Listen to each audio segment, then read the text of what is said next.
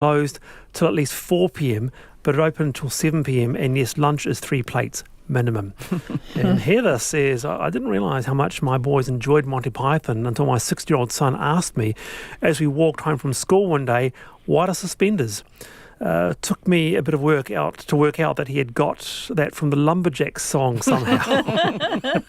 I was glad he hadn't asked that question in the classroom, says Heather. To this story now, let's go to this. Prince Harry and Meghan Markle's lawyers have sent a letter to British news outlets warning them of legal action if they publish or buy any paparazzi photos taken of them. It follows a series of shots being published in the UK of Meghan taking her 2 dogs and baby Archie for a walk in Canada near the property where her and the prince are currently staying. The photographers responsible for the shot were reportedly hiding in bushes along the path and have also camped outside their Canadian home. The letter also goes on to say that there are also safety concerns about how the paparazzi are driving and the risk to life they pose. James, what do you make of this? Do you think the couple has been somewhat naive in thinking that, stepping back from royal life would give them more control over these photographers? Have you followed this issue in general? I have. I think the privacy one's an interesting one. Whether they're making a case that they as ex-royals have a greater expectation of privacy than they might have had. They might be wrong about that. There might be actually more legitimate expectation or interest in who they are rather than less.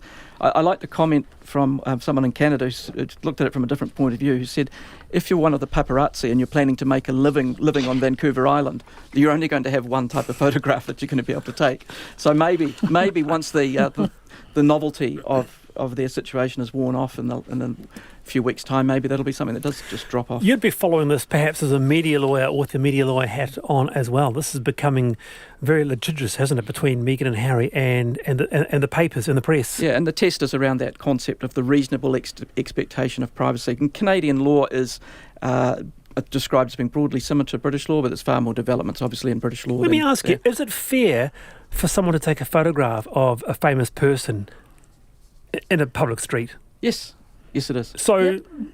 Heather? Yeah, I think so too. And I think they're protesting too much. I can't go into the legal niceties as James can, but they're going to need coverage if they want to carve out their own mechanism for making money, which is going to involve being well known and publicising the things that they decide they're going to do. So you can't have it both ways. Do you think they are, Heather? Can't have. Yes, I do. I think that they like the nice publicity, and they don't like the publicity that they think is bad. Yeah, I don't think the case is in the UK case. I don't think that's going to necessarily work out well for them strategically. Really? I don't think it's necessarily a case that they should have taken, or that they need to establish any new boundaries or test the law. But we'll see on that one. And there is a very effective way to move media from in front of your house, and it's a high-pressure garden irrigation system. It's the voice of experience here. Yes. Oh, really? Yeah. You tried that, Heather? Yeah. The old garden hose trick, eh? Very interesting. I'd like to hear more about that. Heather Roy and James Elliott, thank you very much for being with me on the panel today. Great to have you with me. I'm Wallace Chapman, back 3:45 p.m. tomorrow. See you then.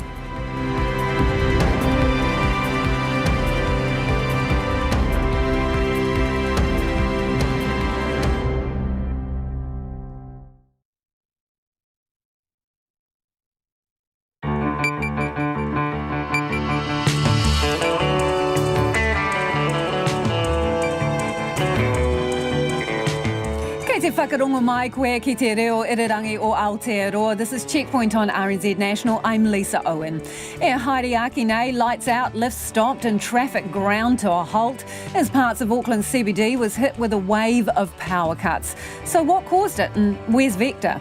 Dr. Lance O'Sullivan joins us from China for his take on the coronavirus. How much of a problem is the accessibility of over-the-counter antibiotics there?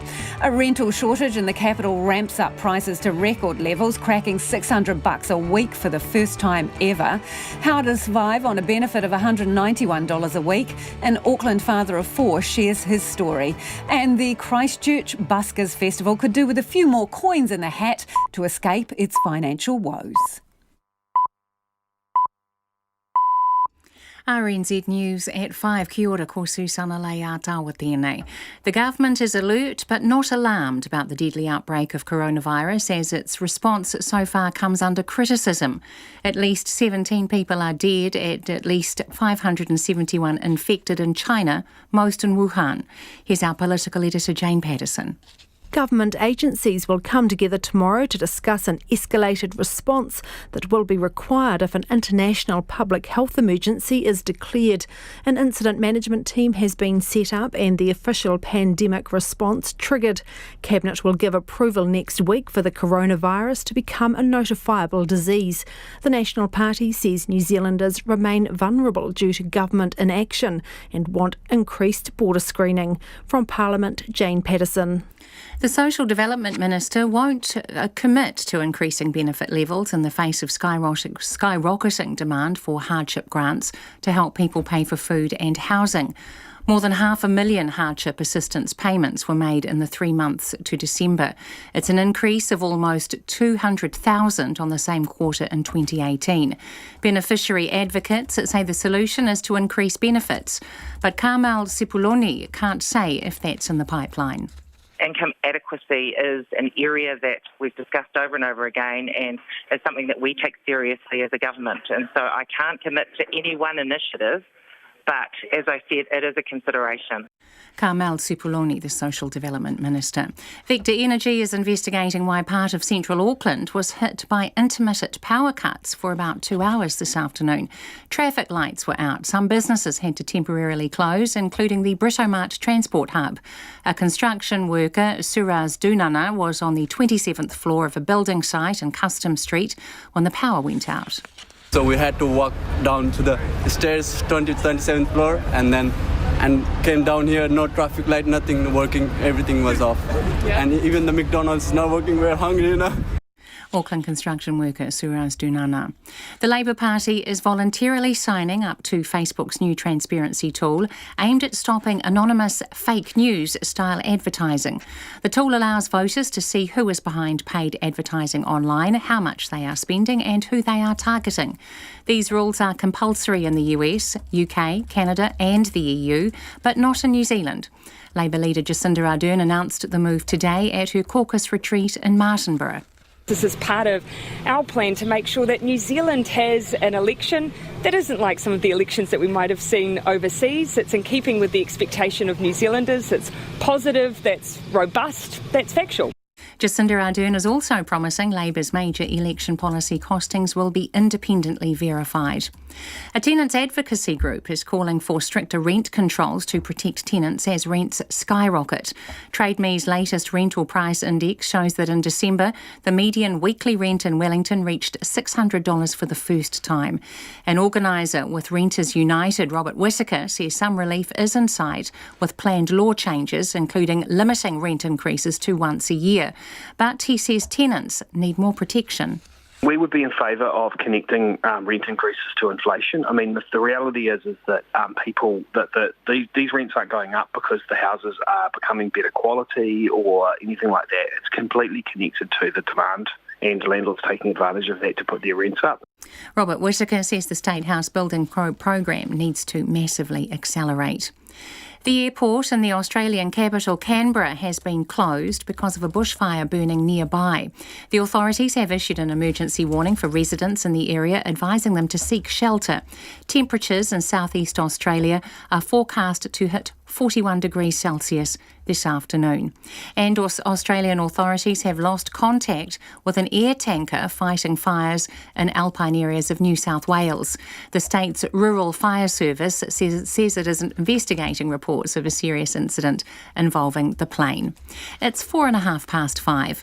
The New Zealand cricket captain Kane Williamson is prepared to give up leading the side in all three formats if it is in the best interests of the side. Following New Zealand's 3-0 test loss in Australia and Williamson's disappointing form with the bat, there have been suggestions leading the Black Caps in Test, One Day and T20 formats could be too onerous. New Zealand cricket is reviewing the Australian tour and Kane Williamson says he'll do what's best for the team. If those discussions are to sort of eventuate and collectively there's a thought that it would be best for the team, then, once again, my stance is whatever is right and fits the group. So I'm always open to whatever is going to help move the team in those directions. Kane Williamson. The All Whites striker Chris Wood says Old Trafford doesn't intimidate his English Premier League football side Burnley anymore after they won at the Manchester United ground for the first time since in nearly 60 years. Wood scored the opening goal and had a hand in the second as Burnley won 2-0.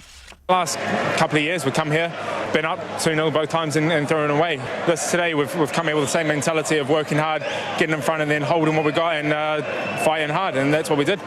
Also, Leicester stay third after beating West Ham 4-1, while Tottenham are sixth after beating Norwich 2-1.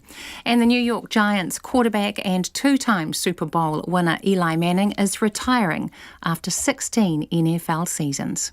That's the news. New Zealand is a no-show at the 75th commemoration of Auschwitz. The issue here, though, is about New Zealand's statement to the world about what we think of anti-Semitic behaviour. A Chinese city at the centre of a deadly virus. Everybody is in panic mode. People who dare to come outside all wear masks. Shopping malls are abandoned. And remembering comedy great Terry Jones. Now you listen here. He's not the Messiah. He's a very naughty boy. Now go away. And now for something completely different. Morning Report, weekdays from 6 on air and online. Now the short forecast from Met Service to midnight tomorrow. Northland to Wellington and Wairirapa, including Coromandel, Western Taupo and Taumaranui. Long sunny spells, cloudy morning and evening, patchy drizzle tonight and tomorrow morning. Bay of Plenty, Eastern Taupo, Taihape, Gisborne and Hawke's Bay. Mainly fine but isolated afternoon and evening showers about the ranges. Areas of drizzle about Taihape tomorrow morning. For Nelson and Marlborough, mainly fine. Isolated showers in Marlborough this afternoon. Cloudy everywhere for a time tomorrow morning. Bulla to Fiordland, cloudy with patchy drizzle morning and evening. Some fine breaks during the afternoon and evening. Rain developing in Fiordland later tomorrow. Canterbury and Otago, areas of cloud and possible coastal fog spreading north, becoming fine tomorrow afternoon. Southland mainly fine, a few spots of rain late tomorrow. Chatham Islands mostly cloudy. Possible overnight drizzle. RNZ National. It's 7.5 minutes past 5. Thanks, Susanna. This is Checkpoint and I'm Lisa Owen. Vector Energy is investigating after 2 hours of patchy power cuts hit Auckland's central business district and busy inner-city suburbs this afternoon. Lifts stopped, traffic lights were out, and some businesses are out of pocket after the outages closed Britomart, knocked power out to construction sites and affected parts of Parnell and Newmarket. Inside the Britomart train station, escalators froze, lights went out and electronic notice boards went black. Rail services were temporarily diverted to Newmarket. Our reporter Katie Doyle has more. It was lunchtime when the power went out in central Auckland, leaving business owners puzzled and traffic gridlocked. Jennifer Yeo from the retail store Icebreaker says at first she just thought the cut was for her building, but quickly realised it was for all of downtown. At about 12:20 there was a big power cut. We just thought it was for our building, but we found out it was on Queen Street, as the whole of Queen Street. And it came on at 12:40 maybe, and then 10 minutes ago it just turned off again. So it's a bit on and off and not quite sure what's going to happen, but we'll see. Construction worker Suraz Dunana was on the 27th floor of a building site in Custom Street when the power went out. So we had to walk down to the stairs, 27th floor, and came down here, no traffic light, nothing working, everything was off. And even the McDonald's not working, we're hungry, A McDonald's manager, Manpreet Singh, says the power cut out during the busy lunch rush, around 12:20. Everything stopped, lifts, fans, power in our building, a 40-storey building. So we've decided just to evacuate. So we've come down to find that traffic lights were also off as well, and a few of our neighbouring buildings. So we haven't been told what the story is. Manpreet Singh says the restaurant lost out on sales during lunchtime. And over in Parnell, Leon at Wyvern Dairy says he was serving customers when his shop went dark. So we just keep the fridge door closed and just run until the north, sitting in the dark. He managed to keep the shop running by doing cash sales and was pleased when the power was restored.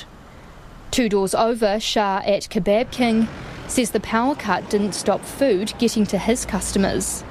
So what we said is you take the food and if you want, pay later on or tomorrow. So that's how we try to run the business, but let's see. He says while the lights are back on, he's still in the dark over what caused the outage. What happened, the accounts? We thought first, did we pay the accounts pay the electricity bill or what? And then we check, maybe there is some electricity fault, but we don't know, what happened. Victor says it is investigating the cause of the cut, but declined to be interviewed today. For Checkpoint, this is Katie Doyle. Also, one High Court hearing in Auckland had to be rescheduled to tomorrow due to today's power outages. All non-essential court staff there were sent home with court security, the site manager and only a skeleton staff remaining. Chief Executive of Heart of the City, Viv Beck, says the power outage caused regrettable impacts to lunchtime trading. As for the power company, as Katie said in her story, Victor has declined our request for an interview. Its chair, Dame Alison Patterson, also refused our invitation to speak on the program, saying the power outage to more than 10,000 customers this afternoon wasn't a big deal. The number of people desperate for government help to pay for essentials like food and rent is skyrocketing, with advocates warning that won't change until baseline benefits increase. Figures released today from the Ministry for Social Development show that in December there were 15,000 more people on the benefit than a year earlier. That was a 5% increase, bringing the total number of people on a benefit to 314,000. The numbers also paint a grim picture of people struggling to pay for the basics, with $30 million handed out to cover emergency food grants alone. Our cameraman, Nick Monroe, and reporter Nita Blake-Person filed this report. It's a new year, but the same struggles for Auckland man Gary Cash. At the moment, we're living overcrowded. We all live in one room. There's 6 of us. It's me, my partner, and our 4 children. And money-wise, well, we're having to get a lot of loans from places like cash converters, pretty penny loans. We're pawning things off into the pawn shop just to feed our kids because we've used up all our advances, all our food grants are all used up. So we pretty much can't go for any more food grants, and it's the beginning of the year, so that's pretty much there with the money thing. A year ago, the 31-year-old father of 4 was working at the Otahuhu Meatworks and says life was good. We could afford anything we wanted, anything we needed.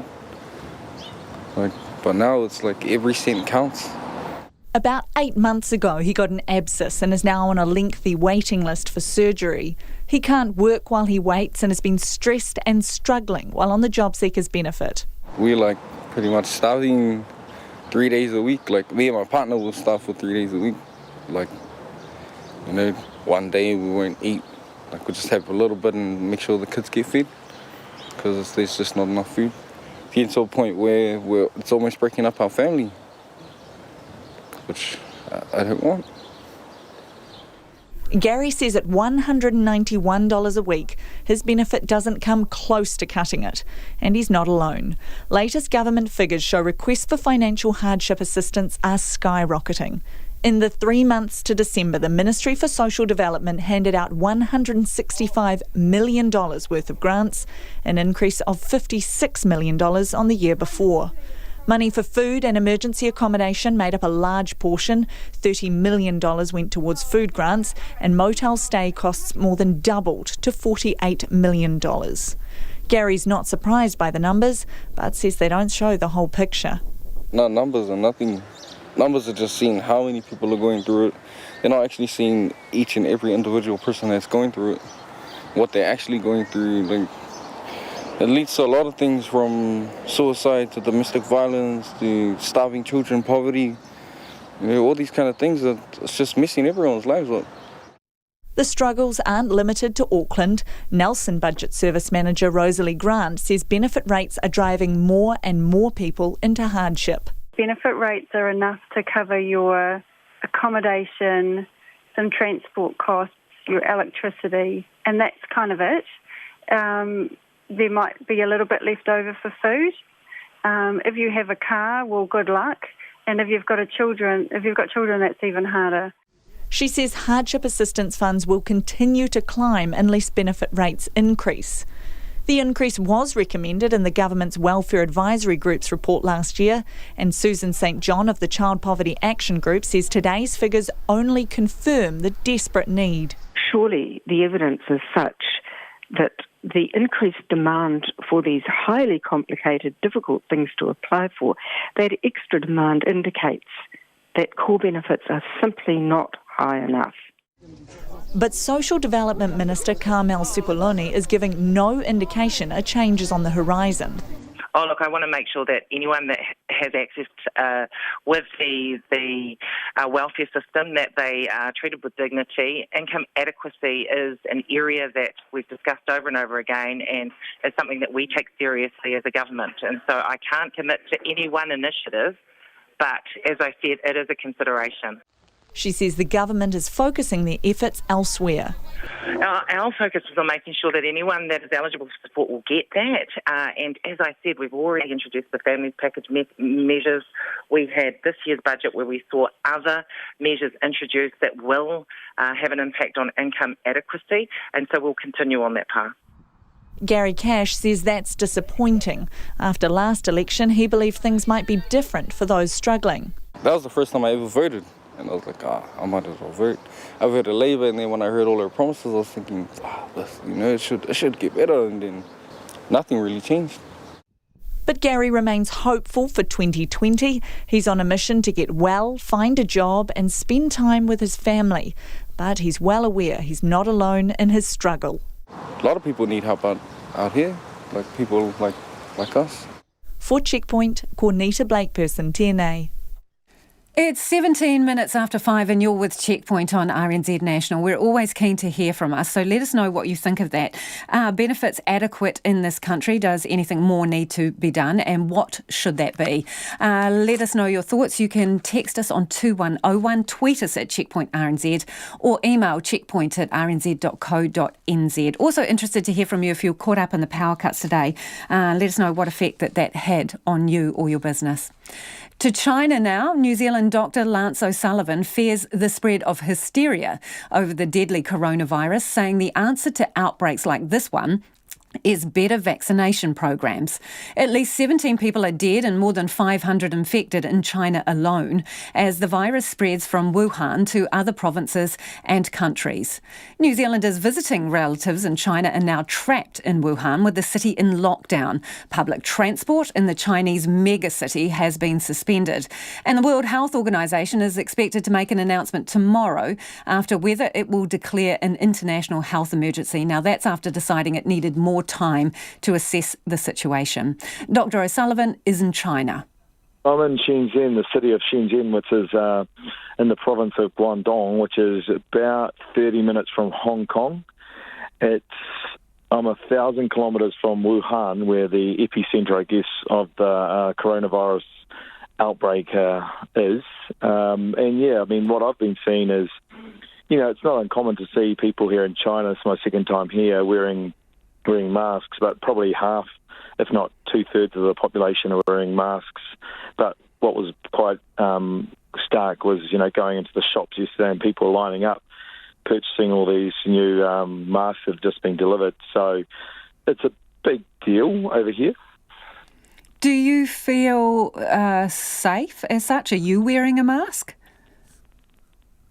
No, I'm not. And look, I'm travelling with the group, and that's been asked of me a few times. And look, I don't want to seem casual or laissez-faire about it, but I feel pretty okay for a few reasons. And as I put up on my post, we're staying in pretty good places in China, and with good hygiene, good practice of hygiene, and avoiding, those areas that congested areas. I think I feel pretty confident. I guess, if we look at the numbers, 500 cases plus, since December, it seems like a lot. We're talking about a country of 1.4 billion, And, so I think it needs to be taken in context. I mean, I'm not trying to underplay things, but, we've just dealt with a measles epidemic in a country of 4 million, and Samoa's even worse off. If I'd probably have more chance of getting measles in Auckland than I do having coronavirus in Shenzhen. Have you seen any sort of health checks going on around you? Are they screening people? Oh, absolutely. Coming into a hotel, I had to have my temperature taken by the bellboy. So, it's interesting when they come at you with what looks like a gun and want to point it at your head and speaking some foreign language. So was it some kind of sophisticated scanner, was it, that was just run over you? No, look, it's basically just it's a digital thermometer that you get from a chemist at home, but it looks like a gun. It's a industrial type thermal thermometer, yeah. And any other kind of screening as you've been wandering around?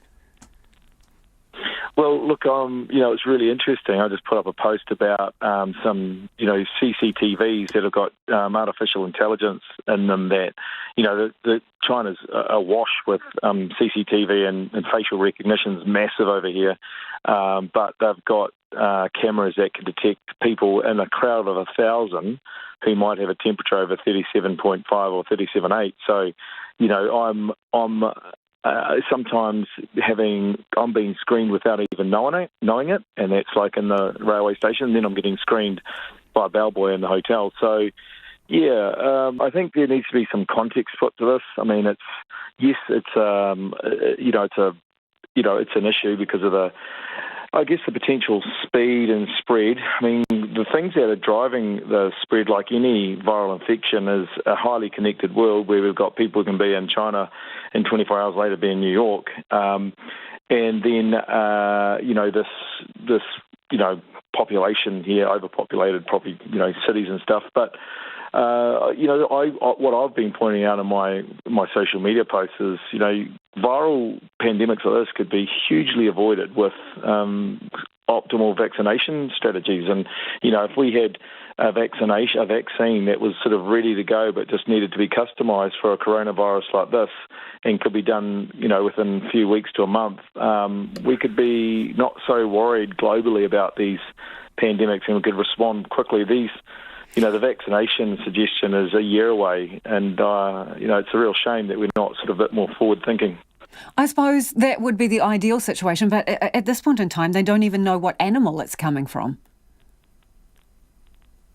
Well, I don't even know if we need to know that now. I mean, because other than trying to give it a novel name like swine flu or chicken flu, bird flu, the reality is it's going to spread through people, and it's spreading through close contact with infected people. So in one city in Wuhan, 14 clinicians and doctors and nurses who treated one infected patient got infected. So it's highly contagious. And so whether it's come from a pig or a rat, maybe in the year of the rat, that might be appropriate. It doesn't really matter other than for novel naming purposes. The point is, it is a virus, and viruses are far more contagious than bacterial infections like tuberculosis even and pneumonias and stuff like that. So, it's I guess it comes down to we are limited in terms of our arsenal of being able to fight viral infections outside of vaccination.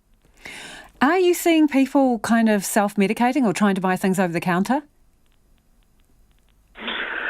Well, I don't know, to be honest, because I can't read anything on these labels in these stores that I'm going in, so I don't know what they're buying. My conversations with people here and the observation of access to things like antibiotics is incredible. So people highly likely, and I've conversations over with a few people here, are going along to a chemist and buying a week or a month of amoxicillin, which is a pretty strong antibiotic, and thinking that's going to stave off any viral infection, which is completely false. So I don't know what's happening, but I think the environment here is really ripe for complete hysteria and misuse of medications that shouldn't be so freely available. So if you were part of the World Health Organization considering whether to declare a pandemic, what would your position be? Oh, well, gosh, the definition of pandemic is, by numbers, by spread, and virility, how fast it spreads, and mortality, how lethal it is. Again, it's got a 2.25% mortality rate, which is, the measles mortality rate in Samoa was 1.5% of people that got it died, and most of those were children. Most of the ones who have died here in China are elderly people with pre-existing conditions. I mean, it's not to say one population is more important than the other, but people who have got weakened immunities are the ones that are falling victim to this particular condition. Is it the most fatal infection around? Probably not. I mean, there's other infections that were like 10 and 50% mortality rates. It's spreading pretty fast, but there's a lot of unknowns, and it's, reaching the US. To be honest, if I was to be really frank, I think there's a lot of hysteria being brought about on this particular issue. Now, I might be forced to eat my words in time, but I sometimes think we're missing the bigger picture and the bit more important questions, which is not response to this, and how do we deal with this pandemic? Because we're just bouncing from pillar to post in every 5 to 10 years. How do we prevent these pandemics? And there's a whole lot of strategy, public health initiatives, better control over medications, and China's a really good example where it doesn't happen, and my old favourite, which is vaccination programs. And that was Dr. Lance O'Sullivan speaking from China. Relentlessly positive, robust and factual, Labor has unveiled its election strategy will be to kill them with kindness and the truth. Labor MPs were in Martinborough for their annual caucus retreat today, and their eyes are firmly on this year's election. Jacinda Ardern set the tone for the campaign, announcing Labor would voluntarily sign up to Facebook's transparency tool in a bid to avoid anonymous fake news-style advertisements that have plagued overseas campaigns. Political reporter Yvette McCullough was there and filed this report. Against a backdrop of a sunny Wairarapa countryside, sausage rolls, backyard cricket, and even a bouncy castle for the kids, Jacinda Ardern recommitted Labor to running a relentlessly positive campaign. One that is free from misinformation, where people can make honest reflections for themselves about what they want for the future of New Zealand. New Zealanders deserve that kind of election campaign. She announced that Labor is joining the Greens in signing up to the Facebook Ad Library report, which allows voters to see who is behind paid advertising online, how much they're spending, and who they're targeting. These rules are compulsory in the US, UK, Canada and the EU, but not here. Labor is also promising that all of its major election policy costings will be independently verified, and that it will keep working on establishing the Parliamentary Budget Office for 2023. This is part of our plan to make sure that New Zealand has an election that isn't like some of the elections that we might have seen overseas. It's in keeping with the expectation of New Zealanders. It's positive, that's robust, that's factual. But Ms Ardern wouldn't overtly say whether the US election or Brexit are the kind of negative campaign she fears New Zealand will fall prey to. Oh, look, I make that as a general observation. I obviously, as a keen follower of politics over a number of years, have watched tactics that have been used in overseas campaigns that actually just aren't part of New Zealand's or what voters expect to see. Or whether she thinks National's Facebook attack ads are the kind of fake news she wants to avoid seeing here. Oh, I actually was thinking of something different, but you've obviously got your own examples. In a background briefing today, reporters were told that the party's internal polling shows that New Zealanders are far more optimistic than other countries, and that negative campaigning and messaging just doesn't fly here. National leader Simon Bridges says his party is still considering whether to sign up to the Facebook rules. But he stands by his party's attack ads, saying they're factually correct. I'm resentful of what Jacinda Ardern said when the biggest fake news in the last term has all come from her. She said it'd be a government of delivery. It hasn't been. She said they'd build 100,000 houses. They haven't. She said they'd do light rail. They haven't. She said that she'd end poverty by the first winter. They just haven't. Although Ms Ardern has set the tone for the election campaign, she refused to say when the election will be held, promising to announce the date early this year. In Martinborough for Checkpoint, Yvette McCullough.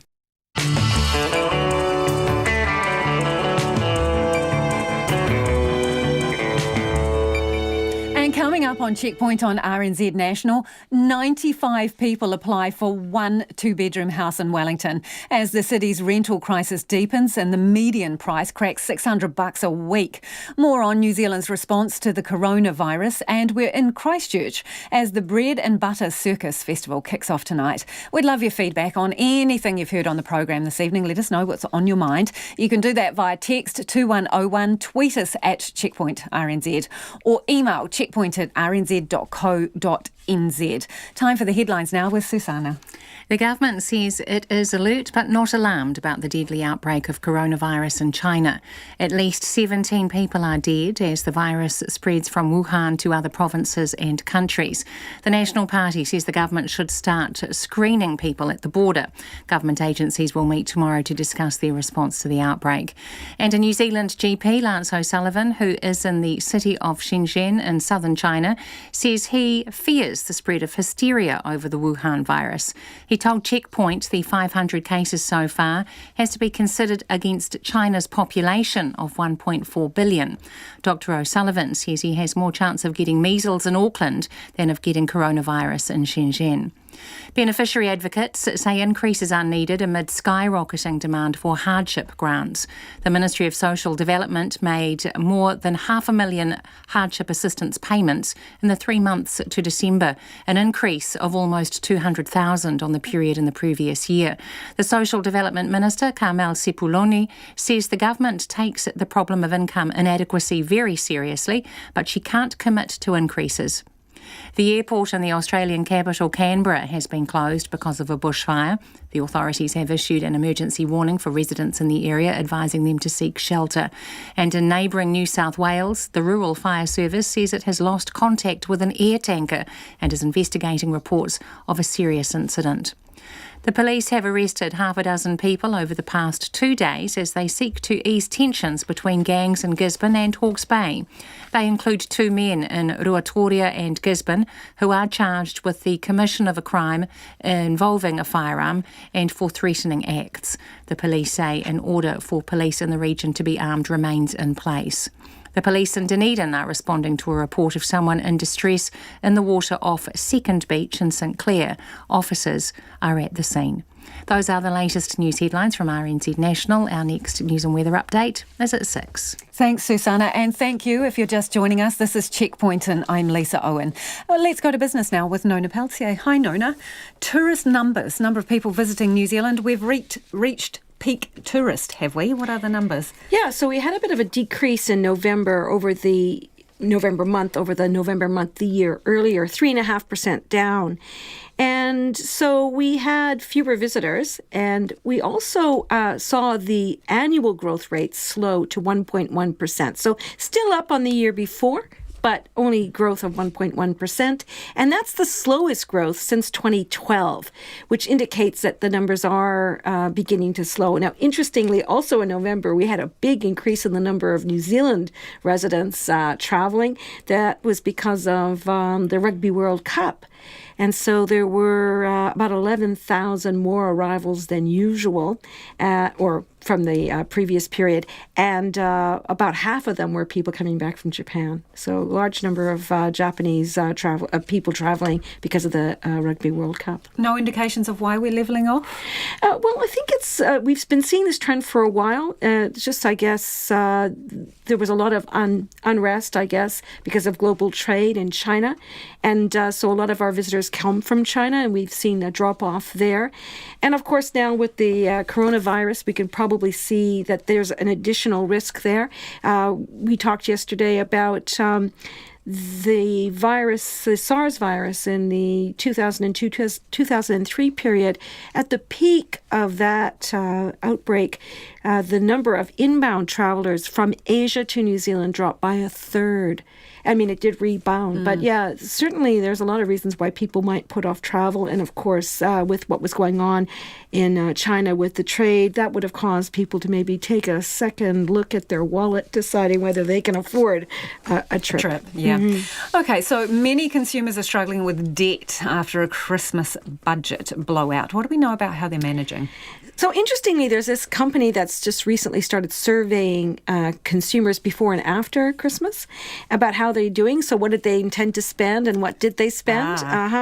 And so shoppers spent an average of $769 over Christmas for gifts and so on. But that's 20% more than they expected to spend on average. Right. So that's a lot more. And so some of them are feeling quite anxious. Apparently, yeah, because when you think of it, if you look at it as a building project or something like that and you had a 20% budget overrun, because that's what you're talking about, that would be quite catastrophic. So it could be. Yeah, you're talking about people's personal finances. That's right.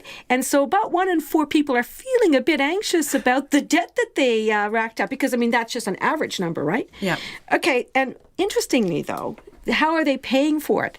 Some of them are, saying they're going to, about half, say we're going to just budget better and, well, maybe in time for next year anyway. But about a quarter of them are using these new, buy now, pay later schemes over a period of time. So you can, there's all sorts of opportunities in this for online shopping that we're seeing that. So, it's quite interesting. There's been a few trends over the Christmas period which are emerging. We'll wait to see how the reporting season goes. But it looks like shoppers brought forward their Christmas shopping to November with those special online deals and less shopping over Christmas. We don't know yet for sure, but interesting to see. Yeah, definitely a trend there. Okay, so we had rather a interesting day on the markets yesterday. Can you match that today, Nona? I can tell you that we've had another record close again today. We finished up 11 points to 11,901. So we're knocking on the door of 12,000 there. Yeah. That's very big numbers. And, that's an increase of 2.6% since the beginning of the year. So we've had 3 record closes in a row, but we've been coming up from that about 11,500 point level since the beginning of the year. And we finished the year on a record close as well. So pretty toppy at these levels. And the New Zealand dollar is little changed against the US, but it fell a little bit against the Australian. So we are at 65.9 US, 95.9 Australian. And that's because the employment numbers in Australia were twice as good as the market were expecting, which means that interest rate cuts may not necessarily be necessary there. So that saw their dollar perk up quite a bit. And against the pence, 50.2. That's it. Thanks, Nona. Nona Peltier with our business wrap. A massive shortage of rental properties in Wellington is fueling record price increases, with the median weekly rent cracking the $600 mark for the first time ever last month.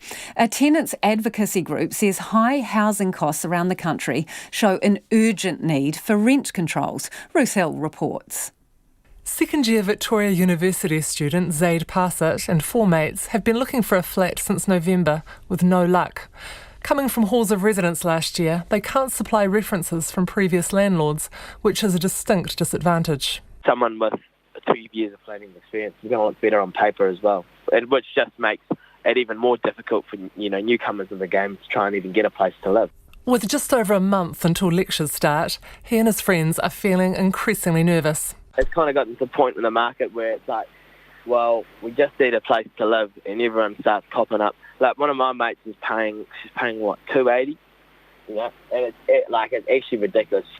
$280 is criminal. TradeMe's latest rental price index shows rents in Wellington City have jumped 6.2%, or $35 a week from the year before. The head of TradeMe Property, Aaron Clancy, says the most popular rental property in New Zealand last month was a 2-bedroom house in the inner city suburb of Mount Victoria, going for $550 a week. That had 95 inquiries in the first 2 days. So the reality of that is only one of those tenants are going to be successful, and we've still got 94 others that are going to be going elsewhere to find something. So that really shows that there's massive demand for what's available on the market at the moment. Mr Clancy says migration and high house sale prices are driving shortages and pushing up rents. So if you go back a few years, you could save a deposit quicker, go into your first home. Now that's a lot harder, so we're seeing tenants sit longer. As a result, there's less properties available on the market and tenants are waiting to find one. Desperate house hunters are pushing further afield, with demand for rentals in Upper Hutt and Porirua up 21% and South Wairarapa rising a massive 80%. Nationwide, the number of inquiries for rentals was up 17% compared with the previous December, but supply has increased by just 4%. Renters United organiser Robert Whittaker argues rent increases should be tied more closely to inflation. These rents aren't going up because the houses are becoming better quality or anything like that. It's completely connected to the demand, and landlords taking advantage of that to put their rents up. Mr Whittaker says planned rental law changes, including limiting rent increases to once a year, banning rental bidding and ending no-cause evictions, will give tenants more security. But he says part of the problem in the main centres is the trend for one-year fixed-term tenancies and the dominance of property management companies. Those companies are deliberately sort of organising their rent book basically to be able to push up rents every year when those tenancies expire. Everybody's looking at the same time in the same market. Oxygen Rental Managers covers Greater Wellington and Hawke's Bay. Its General Manager, Christian Casbolt, says it's a hectic time of year with lots of change among fixed-term tenancies, but that's unavoidable in a student town. He says rents can only go up so high because otherwise people won't be able to afford them. Yes, a number of owners have called it something else perhaps, but having a social conscience around rent increases. So not everyone is looking to increase the rent to the high quartiles of what the market are saying. Mr Casbolt says house hunters can help themselves by being clear about what they want, how much they can afford, getting their references in order and keeping appointments, which will endear them to busy property management companies and landlords. For Checkpoint, Ruth Hill. United Nations experts are demanding a probe into allegations Saudi's Crown Prince Mohammed bin Salman was involved in a plot to hack a phone belonging to Amazon founder Jeff Bezos. They say the hack may have been an attempt to influence coverage of Saudi Arabia in the Washington Post, which is also owned by Mr Bezos. It sparked further concern because Jamal Khashoggi, who was murdered inside the Saudi consulate in Istanbul in 2018, worked for the Washington Post. The UN investigators described the allegations as relevant to claims that the Crown Prince was involved in his death. The BBC's Frank Gardner reports. This is a story with everything from sex to phone hacking to the world's richest man and the allegedly sinister hand of an all-powerful Saudi prince. UN human rights investigators say they are gravely concerned by a detailed report alleging that Saudi Arabia's Crown Prince Mohammed bin Salman hacked into the phone of multi-billionaire Jeff Bezos, chief executive of Amazon and owner of the Washington Post. The report, compiled by Mr. Bezos' security consultants, claims that in May 2018, the prince sent Mr. Bezos a WhatsApp message containing an infected video that allowed huge quantities of his private data to then be extracted without his knowledge. Some of that data included intimate text messages and photographs relating to an extramarital affair Mr. Bezos was having, details of which emerged last year in a US tabloid newspaper, whose owner is said to be close to the Saudi Crown Prince. Saudi Arabia has been quick to dismiss the story. This was the Saudi Foreign Minister, Prince Faisal bin Farhan, speaking in Davos today. Well, I think absurd is exactly the right word. The idea that the Crown Prince would hack Jeff Bezos' phone is absolutely silly. And my understanding of the UN report, it's not actually a report, it's a statement based on a report by a private company that has not been vetted by any independent agency and that has, in its own conclusions, no hard evidence to substantiate the claims it's making. So why would the Saudi Crown Prince be interested in the contents of Jeff Bezos' phone? After all, the two men had enjoyed a friendly dinner together in Hollywood during the prince's US visit. The answer is that Bezos owns the Washington Post, which was publishing articles by the Saudi journalist Jamal Khashoggi that were increasingly critical of the Crown Prince. 5 months after the alleged hacking, Saudi government agents murdered Mr. Khashoggi inside the Saudi consulate in Istanbul. Today, the UN investigators released a statement saying, "At a time when Saudi Arabia was supposedly investigating the killing of Mr. Khashoggi and prosecuting those it deemed responsible, it was clandestinely waging a massive online campaign against Mr. Bezos and Amazon, targeting him principally as the owner of the Washington Post." None of this, say the Saudis, amounts to evidence, but it does renew a deep-rooted belief in the West that Saudi Arabia's Crown Prince is personally implicated in the suppression of all dissent, both at home and abroad. And that was Frank Gardner reporting. Prosecutors have described former movie mogul Harvey Weinstein as a seasoned sexual predator as his trial got underway in New York. Mr. Weinstein faces 5 charges, including both rape and sexual assault, relating to 2 unnamed accusers, charges he denies. The allegations against the movie producer sparked the Me Too movement, but his defence team says his actions were consensual, including in one loving relationship. The BBC's Nick Bryant reports. Through a corridor of cameras, Harvey Weinstein stumbled his way into court. Gone the bravado and swagger of his red carpet days. And in their opening argument, the prosecution reminded the jury of how powerful he used to be, both physically and psychologically. But he was not just a titan in Hollywood, they claimed. He was a rapist. The court heard that Weinstein was a seasoned predator who lured women to his hotel rooms and private apartments with the promise of opening doors for them in Hollywood. Then he would sexually assault and rape them. The jury was told of how the movie mogul then used his power and prestige to silence his accusers. This is how the industry works, he allegedly told one of them. For years afterwards, they internalised their trauma. Harvey, how are you feeling this morning, Harvey? You feeling better? Yeah. His defence team said Harvey Weinstein was neither a predator nor a master manipulator and claimed that one of his accusers had sent him hundreds of emails demonstrating a loving relationship. He's denied all allegations of non-consensual sex. The Weinstein trial is now the focus of the global Me Too movement.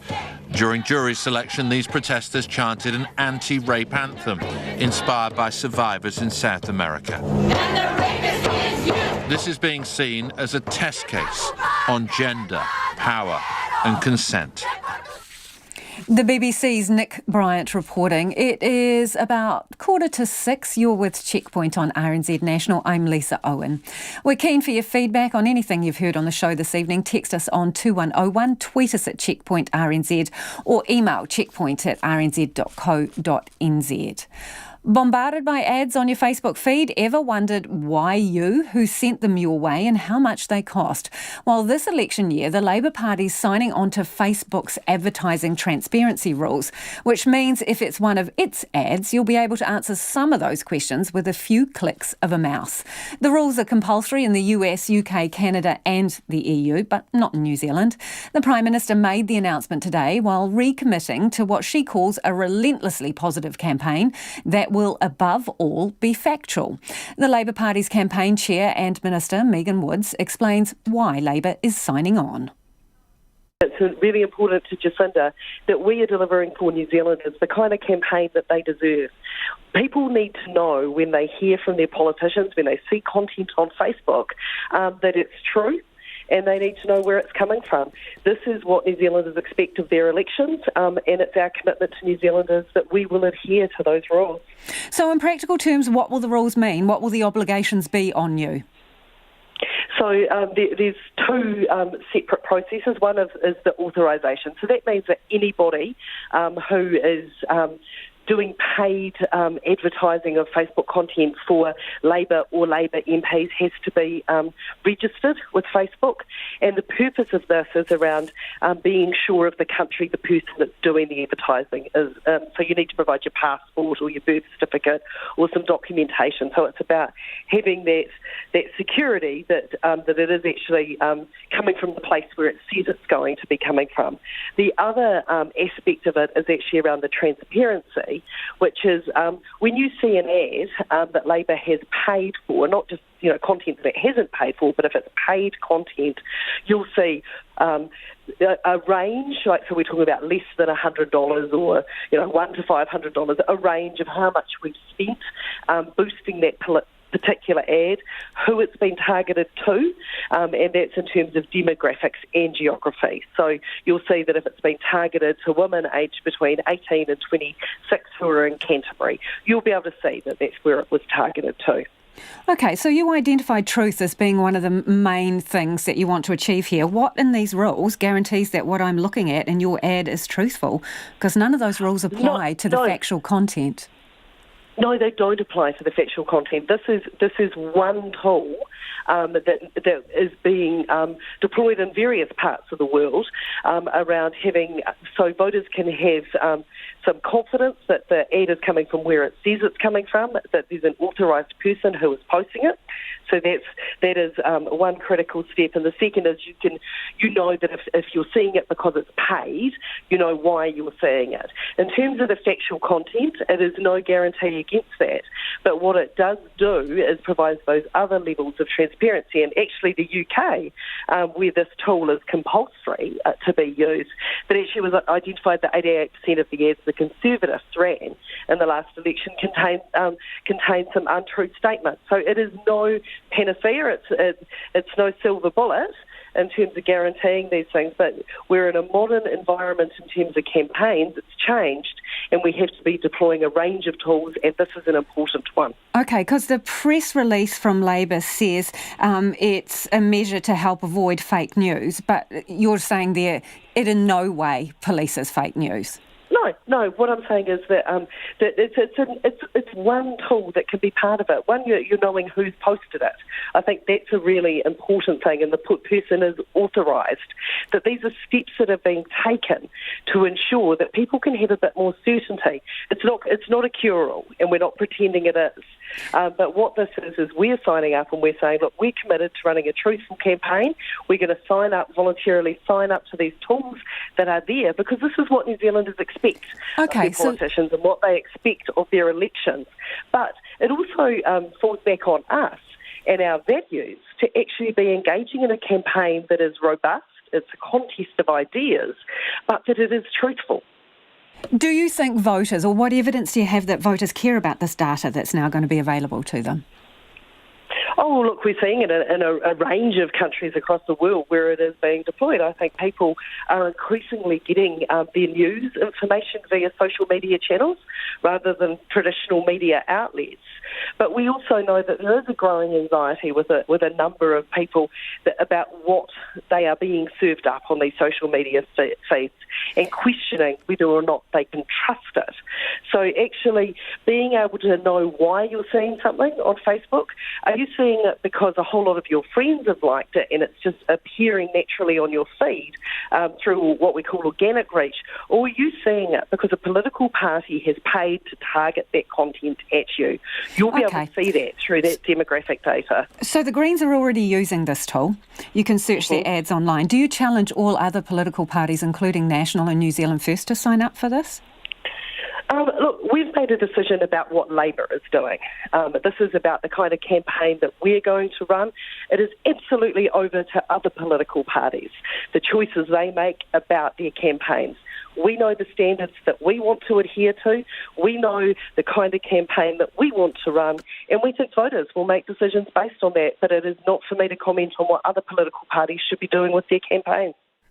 And that's Labor's campaign chair, Meghan Woods. Let us know what you think of that. Will you be motivated enough to run any ads that pop into your Facebook feed through that ad library to check out who sent them to you, how much they paid and why you're being targeted? 2101 on the text or tweet us at Checkpoint RNZ. And in news just to hand, health authorities in New South Wales are investigating whether a person has contracted the deadly coronavirus just hours after a flight touched down in Sydney, and that flight was apparently from the epicentre, the virus epicentre in China, from Wuhan. So they're investigating whether that person has the coronavirus. Tonight, Christchurch's Bread and Circus Buskers Festival is swinging into action, and it's promising to lure the biggest crowds to the central city since pre-earthquake times. But organisers admit the festival hasn't escaped its dire financial past, despite new management and a rebrand as the Bread and Circus Festival last year. And it will still be running at a loss until about 2022. Katie Todd reports.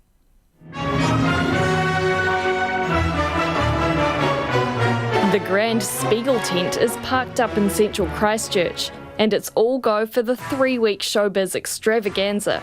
It's the 26th iteration of the Buskers Festival, and in this tent and 11 other venues, performers will serve up a veritable feast of music, magic, food and comedy to an expected 200,000 punters. On this year's billing are Kiwi comedians Di Henwood, Melanie Bracewell and Cal Wilson, and musicians the Modern Māori Quartet.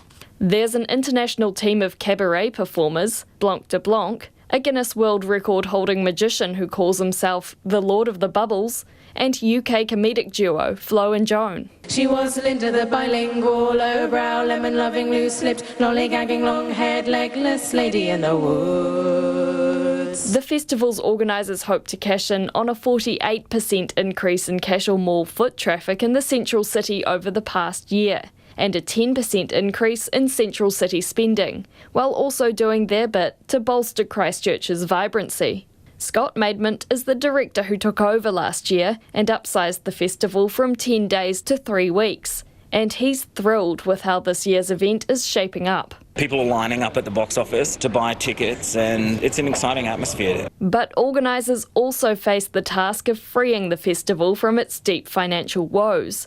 It had to be bailed out by ratepayers after losing $150,000 in 2016, then $160,000 in 2017, and about $33,000 in 2018. Mr. Maidment won't admit the exact figure lost last year, but admits it could take a while to get the festival back out of the red. Look, we kind of anticipated a loss. It's a substantial amount, but I guess one of the things is that it's part of the strategy. You know, it wasn't any more than we kind of anticipated. We're producing these types of festivals all around the world, and, you know, it is a risky business, but here in Christchurch, people are turning up and loving it. Joanna Norris, who's Chief Executive of Christchurch City Council's tourism arm Christchurch NZ, says it's important the festival continues and cements its place in the city's calendar. It brings enormous vibrancy, excitement and energy to the city. It's a real sign of the new Christchurch. We've come alive, and we want to make sure that that's sustained and maintained because it's a great event. Among performers, the festival's hailed as an opportunity to step up their game and be part of something special. Shay Hoore's hosting the Palava Grand Show, and he's very excited about who's coming together for it. Amazing celebrities from past and present. We've got Di Henwood from 7 Days, Deacon the Vampire from What We Do in the Shadows, and the Daredevil Chicken Club from the US of A. Also among them is Peter Rowley, who wrote and directed the Billy T. James Show. I'm just really excited about it because it's spectacular. It's a spectacular venue, and we just saw a little bit of what's going to be on here, and they're just amazing, the sort of burlesque show and the singers. It's just incredible, and I'm so privileged to be a part of it. The Bread and Circus Buskers Festival runs until February 16, with timetables and ticketing information available online. Scott Maidment says planning's already underway for next year's event. In Christchurch, for Checkpoint, ko Katie Todd, TNA. Terry Jones, one of the co-creators and star of British comedy Monty Python, has died aged 77 after suffering from a rare form of dementia. Joe Davies looks back at his life.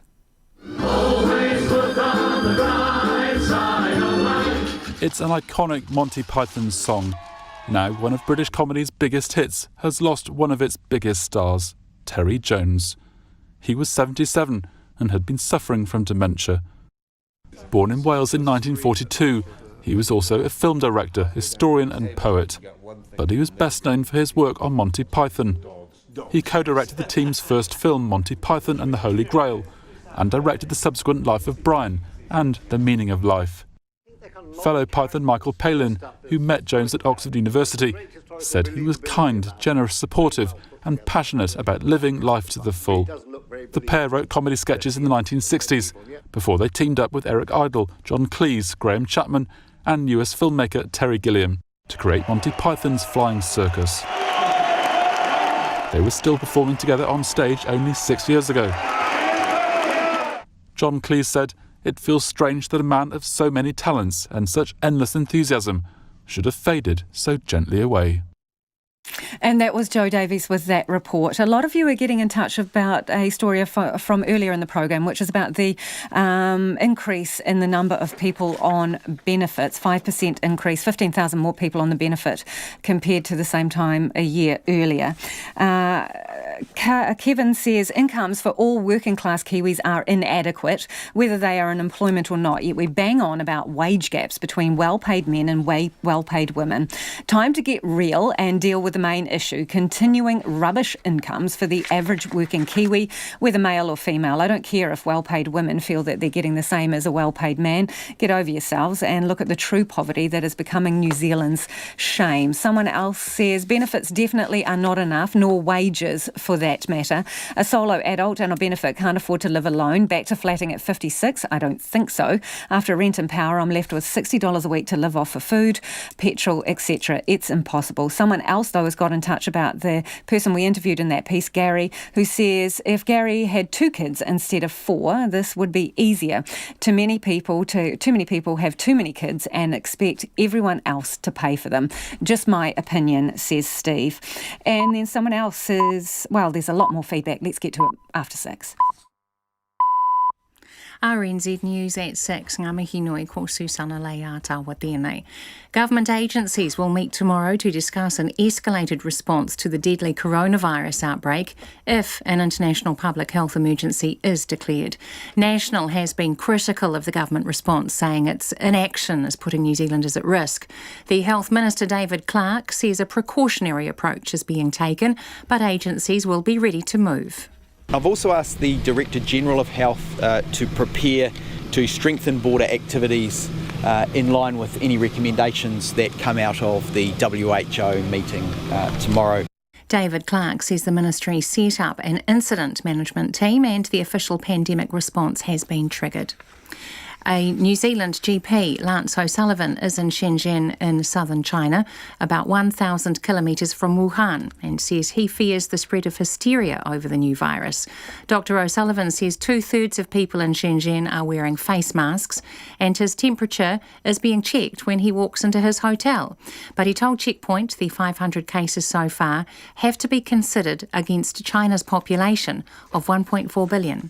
I'm not trying to underplay things, but we've just dealt with a measles epidemic in a country of 4 million, and Samoa's even worse off. If I probably have more chance of getting measles in Auckland than I do having coronavirus in Shenzhen. Dr O'Sullivan is not sure whether the World Health Organization needs to declare a pandemic, as most of the people dying from the new virus in China are elderly with pre-existing conditions. The police have arrested several people over the past 2 days as they seek to ease tensions between gangs in Gisborne and Hawke's Bay. 2 men in Ruatoria and Gisborne, aged 26 and 29, were arrested yesterday and charged with the commission of a crime involving a firearm and for threatening acts. A 31-year-old man was arrested in Havelock North, charged with methamphetamine possession and possession of an offensive weapon. A further 2 men were arrested in Flaxmere, one of whom had a large knife and the other a small axe. The Social Development Minister won't promise to increase benefits in the face of growing demand for hardship grants. More than 500,000 hardship assistance payments were made in the 3 months to December. It's an increase of almost 200,000 on the same quarter in 2018. Beneficiary advocates are calling for an increase in benefits, but the Minister, Carmel Sepuloni, says she can't commit to that. The Democrats' lead prosecutor at Donald Trump's impeachment trial has been setting out in detail the case against the US president. Adam Schiff appealed for the administration to hand over documents which have been withheld from the trial. He told the Senate Mr. Trump's dealings with Ukraine had been worse than crazy. It's repulsive, it's repugnant, it breaks our word. And to do it in the name of these corrupt investigations is also contrary to everything we espouse around the world. The presentation could last up to 3 days, after which Mr. Trump's lawyers will present their arguments. Students looking for accommodation in Wellington's frenzied rental market say it's an impossible task. TradeMe's latest rental price index shows the median weekly rent in the capital topped $600 for the first time in December. Second-year Victoria University student Zaid Passot has been looking for a flat for 3 months. It's kind of gotten to the point in the market where it's like, well, we just need a place to live, and everyone starts popping up. Like one of my mates is paying what, $280? And it's actually ridiculous. $280 is criminal. Mr. Passot says with just a month to go until lectures start, people are getting desperate. The official death toll from last month's eruption at Whakaari White Island has now reached 20. 2 people who were missing presumed dead have now been declared to have died by the chief coroner. They were Hayden Marshall-Inman, a New Zealander, and Winona Langford, an Australian. New Zealand's Holocaust Centre is reminding the Jewish community to be safe amid a rise in neo-Nazi behaviour. Swastikas were discovered yesterday outside the temple at Sinai in Wellington. Council staff quickly removed the tagging by late morning. The chief executive of the Holocaust Centre, Chris Harris, says there's been more cases recently of people saluting and saying they're a Nazi. It seems different parts of society are looking for someone to blame, and it looks like it means that we're going back in time, and we're finding that it means that Jews are actually seen as the target yet again in regards to the ills of the world. Chris Harris says Jewish people should report anti-Semitic behaviour to the police. It's 5 minutes past 6. The New Zealand cricket captain Kane Williamson is prepared to give up leading the side in all 3 formats of the game if it's in the best interest of the side. In the wake of New Zealand's 3-0 Test series loss in Australia and Williamson's own disappointing form with the bat, there has been suggestions leading the Black Caps in Test, One Day and T20 formats could be too onerous for him. A review of the Australian tour is being carried out by New Zealand Cricket, and Williamson says he'll do what's best for the team. The Silver Ferns vice-captain Jane Watson believes shooter Maya Wilson has come of age in international netball. Wilson landed 42 of her 45 shots in this morning's crushing 71-45 win over Jamaica in the Nations Cup in Birmingham. The world champion New Zealanders are now 2 from 2 after outclassing hosts England in their opening game. With Maria Folau's retirement, New Zealand are desperate to find a new frontline shooter to partner captain Amelia Ann Ignacio. Watson believes they've found that player in Wilson, who was named Player of the Match. Yeah, 100%. Look, her shooting is really on point and she's definitely stepped up. Her shooting, accuracy and her movements and presenting is definitely right up there and she's done a great job of that. Jane Watson. England beat South Africa 58-54 in the day's other game. All-white striker Chris Wood scored the opening goal as he helped Burnley beat Manchester United 2-0 in their English Premier League football match at Old Trafford. Leicester stayed third after beating West Ham 4-1, while Tottenham are sixth after beating Norwich 2-1. That's the news. Tonight on Nights, Alison Balance meets some rock wren, a high flyer among New Zealand birds. You'll find out why. Our Window on the World asks whether bad news helps make great art. And our astronomer, Alan Gilmore, has the latest on Betelgeuse. It's still fading away, so why are some people expecting it to blow? And the latest on the search for dark matter, because hard to see the dark side is. On Nights with me, Brian Crump, after the news at 7 on RNZ National. Now the short forecast from Met Service to midnight tomorrow. Northland to Wellington and Wairarapa, including Coromandel, Western, Taupo and Taumarunui. Long sunny spells, cloudy morning and evening. Patchy drizzle tonight and tomorrow morning. Bay of Plenty, Eastern Taupo, Taihape, Gisborne and Hawke's Bay. Mainly fine. Isolated showers about the ranges. Areas of drizzle about Taihape tomorrow morning. For Nelson and Marlborough, mainly fine. Isolated showers in Marlborough. Cloud everywhere for a time tomorrow morning. Bulletu Fiordland, cloudy with patchy drizzle morning and evening, some fine breaks. Rain developing in Fiordland later tomorrow. Canterbury and Otago, areas of cloud, possible coastal fog spreading north, becoming fine tomorrow afternoon. Southland mainly fine, a few spots of rain late tomorrow. Chatham Islands mostly cloudy, possible overnight drizzle. RNZ National, it's 8 minutes past 6. Thanks, Susanna, and thanks for joining us. This is Checkpoint and I'm Lisa Owen. New Zealanders visiting relatives in China are now trapped in Wuhan, with the city in lockdown over the deadly coronavirus. At least 17 people are dead and more than 500 infected in China alone, as the virus spreads from Wuhan to other provinces and countries. Public transport in the Chinese megacity has been suspended, and residents have been advised to stay put as the response to the outbreak ramps up. Chen Liu reports. What started as a normal week in Wuhan has quickly escalated to a city facing a major health epidemic. Auckland man Mr. Li is visiting family in a Chinese city of 11 million and says on Tuesday people are still shopping and traveling, and the streets bustling with people. But roughly 48 hours later, the city had gone into lockdown. For him, it started with friends and relatives cancelling planned parties and gatherings. We have translated his words. The face masks were all sold out. There were queues in front of every pharmacy. The usually crowded shopping malls are entirely different, and the shops are all open, but there's barely any customers. The subway stations, which should be noisy and crowded in the New Year's season, are almost empty. He says if you see anyone in public, they are all wearing masks. Starting from yesterday, the whole city started to feel more nervous. All the things and all the conversations from our social media group are all around the virus infection. Mr. Lee says he didn't believe it when he first heard about the likelihood of locking down the mega city, comparable in size to London. Planning to come back to Auckland in 2 days, now he's trying to figure out an alternative way as he's not sure when the travel restrictions will be lifted. At 5 o'clock this morning, China time, the Chinese Central Television station, Channel 1, said that from 10 o'clock this morning, all of the buses, subways, airport, and I've just heard that all the motorways will be closed down temporarily. Auckland woman Ms. Wu says she's concerned about her 8-year-old son, who went back to their home city of Wuhan alone to visit his grandparents. I didn't feel that strongly during the SARS outbreak because I'm not in China, but this time, because my son is in Wuhan, I can feel it acutely. I'm really worried. Protections are essential. Face mask is a must. My family is also avoiding going out. Ms. Wu was on her way to her son's school in East Auckland when she was talking to RNZ today. She says her son is probably not going to make it in time for an upcoming school term. The only thing we can do is wait. There's nothing else. My worrying is not going to help with anything. I'm now going to notify his school about the situation. After he comes back, he will probably be required to go on quarantine for a period of time before he can go to the school.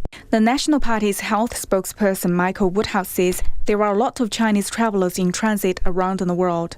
I think that heightens the risk and it reinforces the need to take the measures that this government hasn't taken. There's Wuhan to Sydney flights, and then we have flights coming from Sydney to nearly every international airport in New Zealand.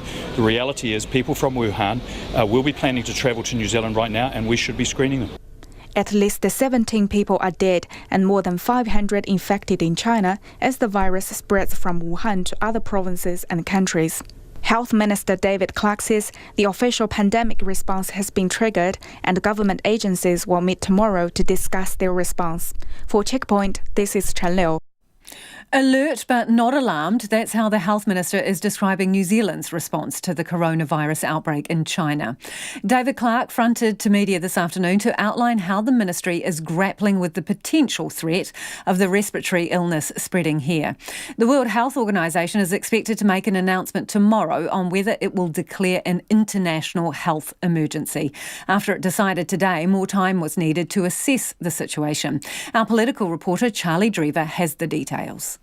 The Health Minister David Clark says the ministry has been actively monitoring the virus since the 6th of January. Earlier this week, the Ministry of Health established an incident management team at the Ministry of Health. It's fair to categorise our response at this stage as alert but not alarmed. There have been no cases identified in New Zealand, but nonetheless we have triggered our pandemic response in line with our pandemic plan.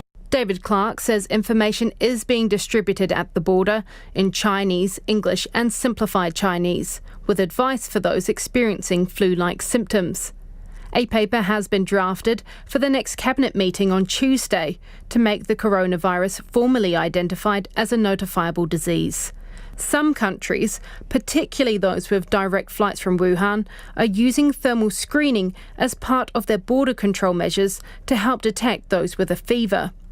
As advised by the World Health Organization, the Ministry of Health says it is not currently recommending screening to be used at airports here. But National's health spokesperson Michael Woodhouse says screening should be taking place. We dropped the ball on measles, we dropped the ball on meningococcal B, and we shouldn't be dropping the ball on the coronavirus. At least 17 people are dead and more than 500 infected in China as the virus spreads from Wuhan to other provinces and countries. University of Otago Professor of Public Health Michael Baker says those are pretty sobering numbers. That works out at a 3 to 4% case fatality risk. And so that right away puts us into the realm of being a very serious pandemic threat. Even pandemic influenza has a lower mortality risk than this. Michael Baker says because of the incubation period, the figures will be 10 days behind, and the way the numbers are rising, there will almost certainly be a lot more fatalities. And he says New Zealand's distance from China provides very little protection. We have direct flights from several cities in China into Auckland and Christchurch, and we also have flights that transit very swiftly through Australia to other airports in New Zealand, Wellington and Queenstown, for example. So we are very exposed, just as Australia and the US and all of Europe is very exposed. Massey University Professor of Food Safety and Veterinary Public Health, Nigel French, says it's unknown how wide and serious the spread could get. We're in the very early stages of what could be a fairly limited outbreak epidemic, which doesn't spread very far beyond China to other countries, or it could be a much larger scale, more of a pandemic, than a smaller scale confined epidemic. The key is understanding how much person-to-person transmission is happening and also how well that transmission is contained.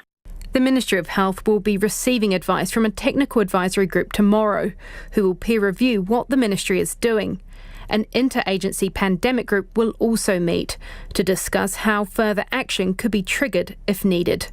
From Parliament, for Checkpoint, Ko Charlie Drever, DNA. It's almost 16 after 6 and you're with Checkpoint on RNZ National. The Social Development Minister is refusing to commit to increasing benefits despite skyrocketing demand for hardship grants to help people pay for food and housing. More than 500,000 hardship assistance payments were made in the 3 months to December. It's an increase of almost 200,000 on the same quarter in 2018. Beneficiary advocates say the solution is to increase benefits. The number of people on the benefit also jumped by 15,000, but Carmel Sepuloni told Checkpoint's Nita Blake Person the numbers aren't all that bad. What I'm really heartened by is that what we saw in the last 2 quarters was an increase in exits from benefit into employment. And I think that's a direct result of the investment that our government made with regards to 263 additional work-focused case managers. I'll get to the case managers in a bit, but overall it is still an increase on the number of people on the benefit. You're not worried that actually people are really struggling to find jobs? Oh, look, we know that there's a tight labour market at the moment. Unemployment is low in New Zealand. It's 4.2%. And so that's a consequence of it. Many of the people looking for employees are looking for skilled employees, and that's why we as a government are also focused on upskilling and training and making sure that people are equipped to take up the jobs that are available in New Zealand. So there's a lot happening, a lot more to do, and I think we're on the right track. The figures also point to a lot of people asking for additional support through hardship assistance, a trend that we have continued to see rise over the past couple of years, and this year is some pretty big increases. Is this not continuing to show us that the amount that people are currently getting just isn't enough? Well, what we do know is that housing is one of the key issues with respect to putting stress on people's household budgets, and then that has an impact on other areas in their lives.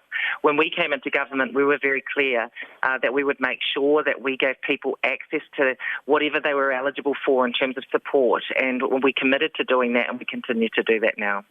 If that commitment continues, housing costs don't seem to be going down, though. Should we just expect that hardship assistance funding will continue to skyrocket? Well, what we're committed to doing is making sure that we do everything we can to stabilise people's financial circumstances. If they are in need and they are eligible for support through MSD, then we will give that to them, as well as making sure that we do focus on supporting people into the upskilling and training that will get them into employment or directly into employment. So I think, we've got a very balanced approach here. We're doing both of those things, and I think that's really important. Would it not make more sense to give people more in their own benefit so that they can spend that on, the essentials, their food, housing, electricity and things like that, so they don't have to come back week after week, month after month asking for these hardship assistance handouts? Well, income adequacy has been a focus of this government, and that's why we put it in the terms of reference to the expert advisory group for welfare. Some of the recommendations that were in that report we've already implemented. We had the first 100 days where we implemented the families package, which, when it's fully rolled out, will see about 370,000 families better off by, on average, $75 per week. So things like the winter energy payment, indexation of benefits, repealing Section 192, the Best Start payment, all of those things have and or will put additional money into the pockets of low to middle income households in New Zealand, and that's what we've been focused on doing. So there will be no increase in baseline benefits in 2020? Oh, look, in terms of addressing income adequacy, is there more to do? Yes, we haven't been able to do everything at once. So, income adequacy is definitely a consideration moving forward. Can I get a yes or a no on whether there will be baseline benefit increases in 2020? I can't commit to any individual initiative right now, but income adequacy is a consideration for this government moving forward. Would you personally like to see baseline benefits increase? Oh, look, I want to make sure that anyone that has access with the welfare system, that they are treated with dignity. Income adequacy is an area that we've discussed over and over again, and is something that we take seriously as a government. And so I can't commit to any one initiative, but as I said, it is a consideration.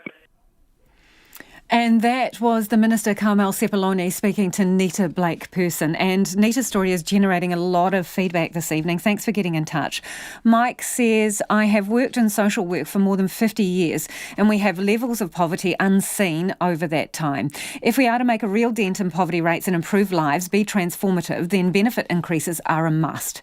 He says, I acknowledge that there are years of neglect to repair. We need a strong, clear set of steps that begin and sustain that repair work. Mike says the Welfare Expert Advisory Group set out a blueprint. The task for the government is to get cracking and commit to implementation with urgency. And this one, listening to stories of people struggling to make ends meet and massive increases in the cost of renting in the Wellington area, and I imagine the situation is echoed elsewhere in the country, makes for depressing listening, this person says. What seems clear is that there is simply not enough state social affordable housing, and I'm not talking about schemes where people can purchase houses. There are many that these schemes will not be appropriate for. What is needed is simple, clean housing at affordable rates so that people are not being taken advantage of by landlords. Having returned from a trip around the North Island, I saw many examples of what is clearly people living in their cars day after day. Someone else has got in touch to suggest that Gary should perhaps move out of the city with his children, get a job somewhere other than Auckland, saying that he stays there and lives off the generosity of other taxpayers and then complains when that generosity is deemed not enough. Just to clarify, Gary has an abscess, a debilitating abscess. He is not able to work until he has had an operation, so he's in the city waiting on that operation.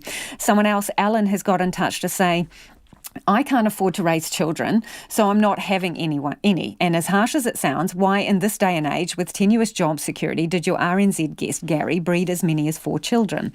Alan goes on to say that overbreeding leads to overpopulation, which is a fundamental driver of climate change, and questions Gary's decision to have 4 children. A superannuitant has got in touch and says, renting as a renting superannuitant, I can go nowhere, and I run out of food 3 days before the next super. Nothing will be solved till the population is spread throughout New Zealand. Thank you all for getting in touch with your thoughts on that story. And don't forget, you can go back and watch it, that story from Nick Munro and Nita Blake-Person. You can watch it on our web page, and we'll also put it up on Facebook. Women working in research say breaking the taboo of talking about salary may be a way forward on pay equity. A Canterbury University study released today found women working in research in New Zealand can be expected to take home $400,000 less than men over their lifetimes, despite equal performance. Rachel Thomas spoke to women in the field about how to close the pay gap. Most of us feel comfortable talking about how long we've been in a job, what we don't like about it, or where we want to be in 5 years. But one question we tend to avoid is, what do you get paid? Canterbury University researchers Anne Brower and Alex James have published a study which found female academics earn about $400,000 less than their male counterparts over a lifetime, and that performance cannot explain the gender pay gap. Now, women in research say perhaps talking about salaries is one way we can call time on the imbalance. Kate Hanna works as a research fellow at Te Punaha Matatini in Auckland and studies women in science and representation of underrepresented groups. She says the salary discussion is part of a cultural taboo. Well, we're always taught that we shouldn't talk about money or politics or sex, dinner parties and things like that. So people feel quite nervous talking about it. But I think it is really important, so just let people understand that they are actually getting paid a lot more than their colleagues who might do just as much or even more work.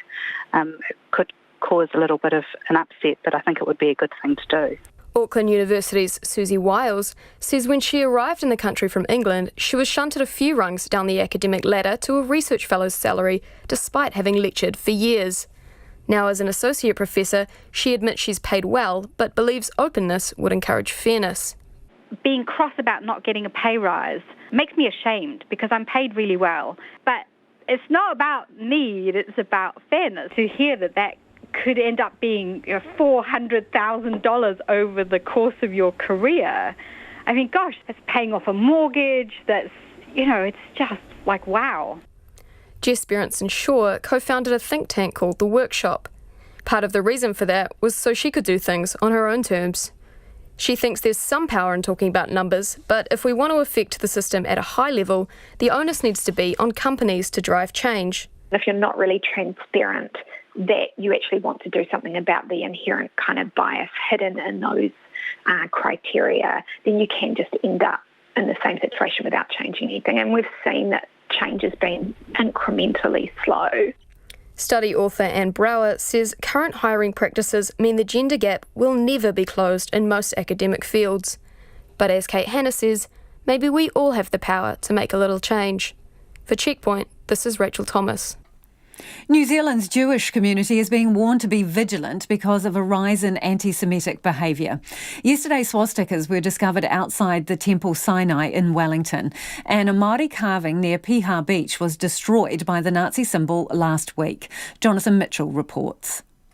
Tagged outside the Wellington building and on nearby footpaths in bright yellow spray paint, the swastikas were quickly removed by council staff and building contractors yesterday morning after complaints from passers-by.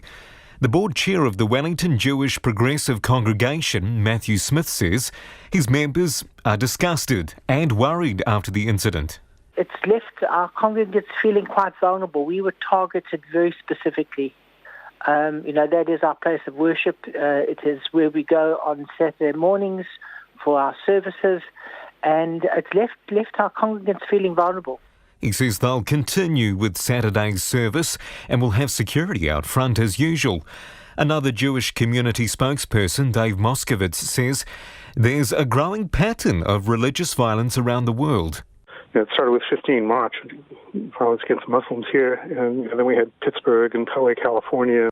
The chief executive of the Holocaust Centre, Chris Harris, says there have been cases recently of people saluting and saying they're a Nazi. Well, the one particular case was the one in Wanaka where we actually saw a group of people who were pro-rodeo actually lean out of a car and actually claim to be Nazis and give the Nazi salute to anti-rodeo protesters as they were driving past. He says social media is fueling the copycat behaviour. It seems different parts of society are looking for someone to blame, and it looks like to mean that we're going back in time and we're finding that it means that Jews are actually seen as the target yet again in regards to the ills of the world. The police say they're investigating the Wellington case and have made no arrests. For Checkpoint, call Jonathan Mitchell, Tēnei. Life after the circus is looking a lot better for 17 lions and tigers rescued from captivity in Guatemala. The malnourished big cats have arrived at a sanctuary in South Africa where they're getting used to the new space and spacious surroundings. Lauren Anthony reports. After being rescued from years of mistreatment in Guatemalan circuses, 17 lions and tigers arrived in their new home on Tuesday, a wildlife sanctuary in South Africa. That's after conservation group Animal Defenders International spent 18 months persuading the Guatemalan government to enforce a 2018 ban on animals in circuses. The group's president, Jan Creamer, said the big cats were kept in tiny cages with no room to move, malnourished and poorly developed after only being fed chicken feet. Some had their toes clipped and canine teeth knocked out. The kind of damage that they've suffered in the circus, their body and their skeleton isn't as good as it would be, but without their claws and without their full teeth, they can't hunt. And so they can't feed themselves. So they can never go back into the wild. They need to be somewhere where they can be protected and cared for. Creamer said it was the toughest job the organisation had been involved in. It was very difficult when we were in Guatemala. There was opposition from the circuses. They didn't want their animals taken away from them. And we had lots of threats to ourselves, to the animals, and to the operation. And we had to really battle our way through it. In total, 21 big cats were rescued, with some taken to a sanctuary in Florida. And that is all we've got time for this evening. Don't forget you can check out all our visual stories and our other stories online and on our Facebook page. Thanks for your company. Catch you tomorrow. RNZ News headlines at 6:30. Government agencies will meet tomorrow to discuss the response to the deadly coronavirus outbreak in China. The police have arrested several people as they seek to ease tensions between gangs on the East Coast. The Social Development Minister won't promise to increase benefits, despite growing demand for hardship grants. Students say Wellington's frenzied rental market is making it impossible to find somewhere to live, and 2 people still missing after Whakari's eruption last month have been declared dead, taking the official death toll to 20. Those are the headlines. Our next news at 7. Take the pulse of the day's news every weeknight at 10. So what you get is this tabloid media in the UK especially shape a narrative. They have evil villains, and these 2 are probably just people that have had a weird experience and want to get out of it. Lately with me, Karen Hay, is your late night eye on the latest headlines and the people who are making them. Been one